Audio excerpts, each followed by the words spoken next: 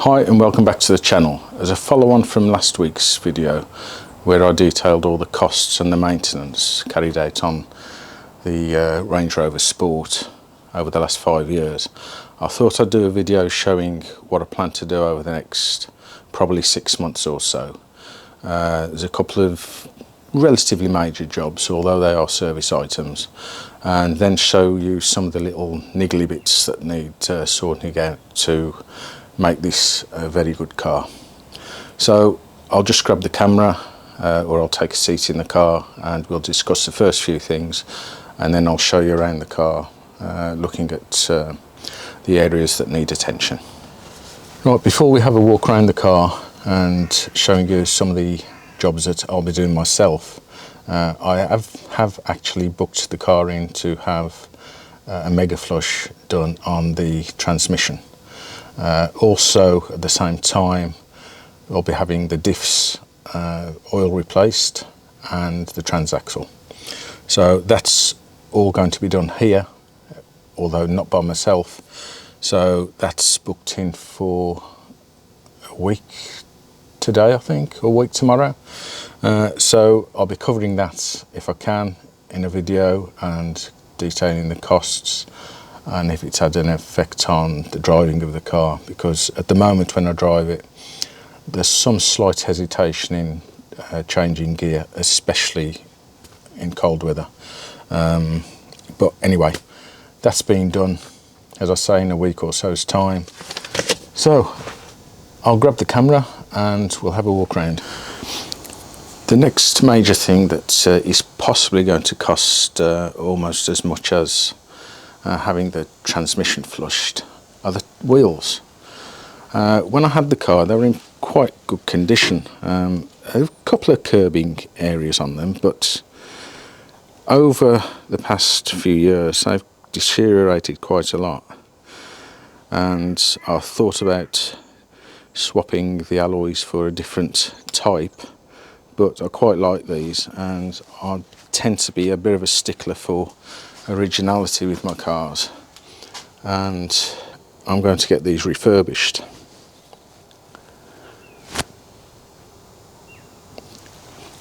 Now let's have a look at the other side.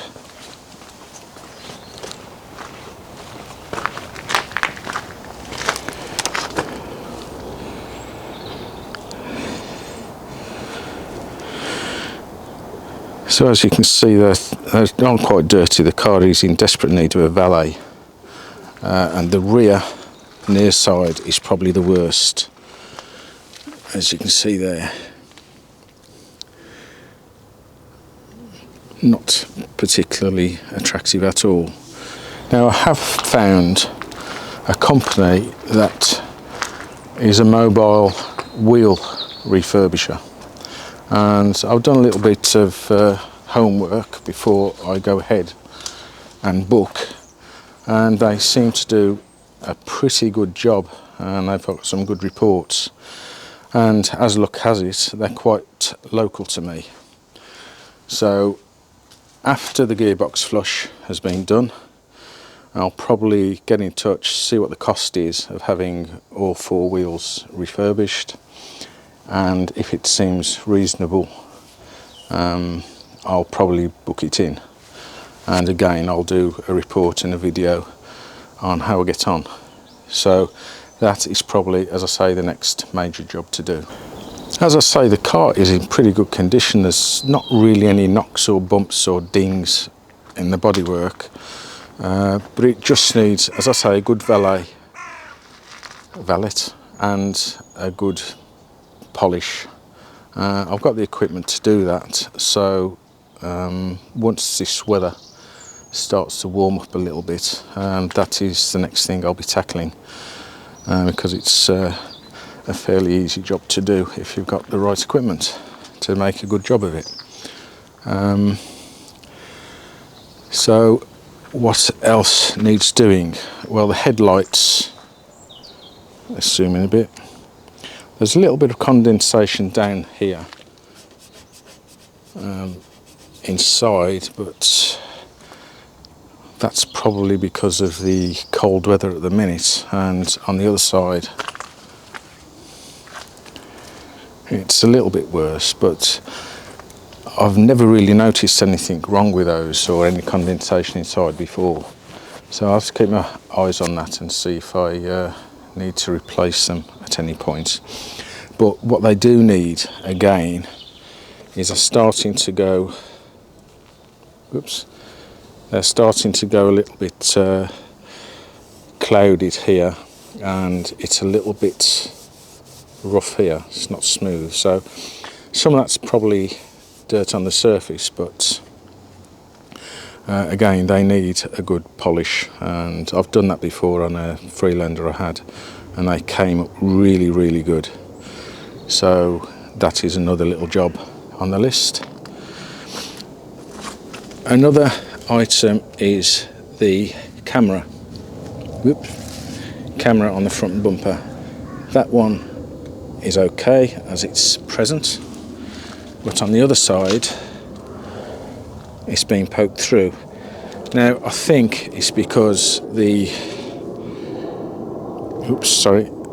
I think it's because the front cameras don't work, and someone's probably had a poke about trying to repair it, and they haven't done it, obviously. So that's another job I'll have to get round to. And also the bumper here doesn't quite fit right, so that's another little niggle. I mean, it detracts a fair old bit from the car, a little bit I suppose, but I should be able to get that to fit okay. Plus here, that was done at a supermarket. God knows who's done it, but it's just a little scrape, and that will probably polish out, to be honest. So I might at some stage replace the lettering, as if the rest of the car is looking good, I can't really justify having dodgy looking letters, can I? And I'd probably go for the same sort of colour. I'm not really into black on black, but never say never. Is anything else while we're at the front? Well, I suppose the wing mirror cover, it's had a bit of an argument with the transit van last year, and it's scraped. Now that may just polish out, but we'll see when I do the polishing on the rest of the body. But if not, I might get a cover. Now again, I don't like the silver ones. I think that looks a bit too blingy, and I'm certainly not blingy in any stretch, by any stretch of the imagination. Walking round, there's no real other defects to the body that I can see. There might be one little ding somewhere, if my memory serves correctly, but I'll be jiggered if I can remember where it is. The other thing is that, if you look at the edge of the door, there you can see it's been caught by someone, or I think what's happened in the previous owner used to put a baby in the seat, because I'll show you in a minute, there's a little bit of damage to the trim, and I can do this paint no problem with a touch-up pen. So that's another little job.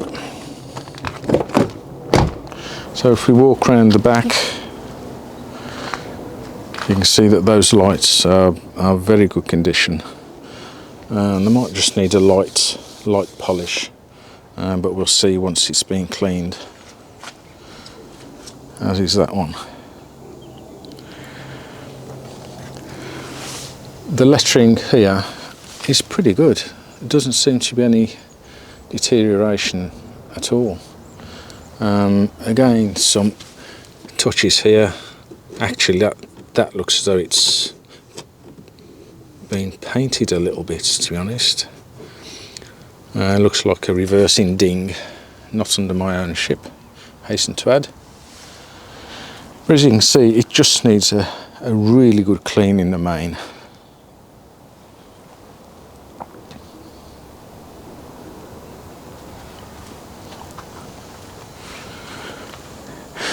Yeah, some little bits of touching up, which I suppose you've got to expect on a 10-year-old car. No, 13-year-old car now. One thing I seem to remember from last year is that I went to a petrol station to fill up, and the filler flap just did not want to open, and of course I hardly got any fuel in, so I had to force it open. But it still seems to open and close now fine, so I'm not sure what that was. But anyway, as you can see in here, it's quite dirty, and it'll all get cleaned up during the valet. So that's a quick walk around the body. So we'll have a look inside now, because there's a few jobs in there that I really need to get to, because they've been bugging me for a while. So as with the valet on the outside, I'm going to do a full valet on the inside as well, with a clean up of all the leather. All the seats are pretty good condition. The driver's side bolster here, as you can see, there's a bit of discolouring there, so it needs treatment. It's usable, it doesn't need to change the seat, but it just needs a really good clean.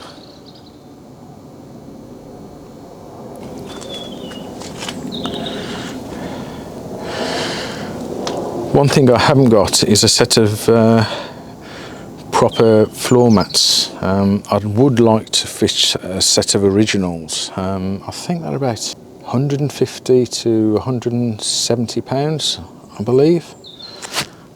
So I've got to have a think about that, whether I want to spend money on a set of genuine floor mats or get some aftermarkets. Let's have a sit inside. So there are a couple of things in here that bug me a little bit, and in the main they're these knobs here. These are okay, but these ones, and whether it's, I don't think it's just down to Land Rover, because I had the same problem on my Freelander I'd had from new, and the knobs were fine up until it was about 10 years old or so, I think, and it gets what I call sticky knob syndrome, where in cold weather or damp weather they tend to go sticky, and you don't want sticky knobs really, do you? At least no you don't. And also this one here, the centre has come off, and the cover, so on this one it's blacked out, and on this one it's missing. So I'll probably replace all three of these. Those I say are fine, so that's another little job. Also, oops, both vanity mirror covers have gone. They've just snapped off. I think the one was missing when I bought the car, which I didn't notice at the time. So those need to be replaced. And while I'm in here, I may replace all of the interior lights and the puddle light. That's the only bling item I'd buy, I think, is replacing the puddle light under the door with one of those you can get with LED logos. So I thought that might be a bit, well, indulgent, but I think they look quite nice, to be honest. But I don't want to go with the bright white lights on here. So we'll have to find some that are brighter, but don't go too over the top. And the same with these, I think, as well. Talking about lights, the one area where I think I would go for brighter LED lights is in the boot. Let's just open it up.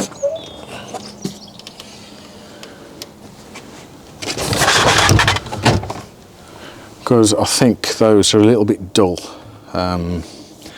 especially if you want to get something out of the car at night, and just gives that extra little bit of illumination. And it's pretty good in here, but again it just needs a good vacuuming out. Oh, by the way, these are brilliant. I did do a review on this Milwaukee tyre inflator a while ago, a couple of years ago I think, and it's brilliant. Certainly beats a foot pump. So anyway, getting back to the video, yeah, inside here is fine, just needs a good clean, and I'll replace that light there with an LED.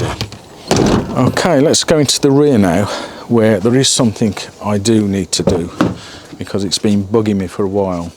Actually, there's three things in here. Let's take a seat. And the first is the speaker cover, and as you can see, someone's caught it with something and made a bloody good hole in it. Now, I did think I'd have to probably replace the whole door card, and I've looked around and I cannot find one in this particular colour for love nor money. But then I saw on a forum that these, and I don't know why I didn't think of it before, are replaceable. So if I can find one of these, it'll be a damn sight cheaper than buying the full door card. But then would I find one any easier than the door card? Anyway, that's to be seen. But if anyone has got one of these for an offside rear door speaker cover, then let me know. Now on the other side here, let's open the door so there's a bit more light. Over here on the, just over the wheel well cover I suppose, the inside, there's a tear in the leather. Now that's I think caused, and another one just there, little split. Now someone's caught that with probably a baby chair, and there's a little bit up here as well.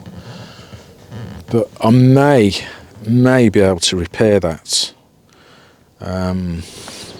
because if I stretch it out it will fit, and you can get some leather repair filler, but I don't know how easy that is to do, and I also don't know how easy it is to find one of these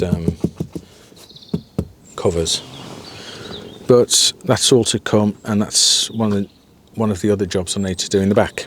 Now, I was talking about knobs in the front, and although these aren't knobs, as you can see, one of these vents is missing. That's okay. But rather than buy a new one of these for there, it might be easier to find a full centre rear console. But I'll have to see what I can find. So that's another little job to do in the rear of the car. Of course, the other thing I really need to do is a full service, and that was right at the top of my list, and I'll be tackling all of the service items I can myself. And as I said in the last video, all the belts have been changed, the fuel filter and sensor has been changed. I'll replace a coolant tank already, and a new bonnet latch just here. So again, it's a full service and a full valet of the engine bay as well. And we'll be going through all of the components, the brakes, although it's had an MOT and I know everything's okay. I just want to have a look around it myself to see if there's anything that I think needs doing. and if it does, then it'll form a part of the ongoing set of videos on the Range Rover Sport.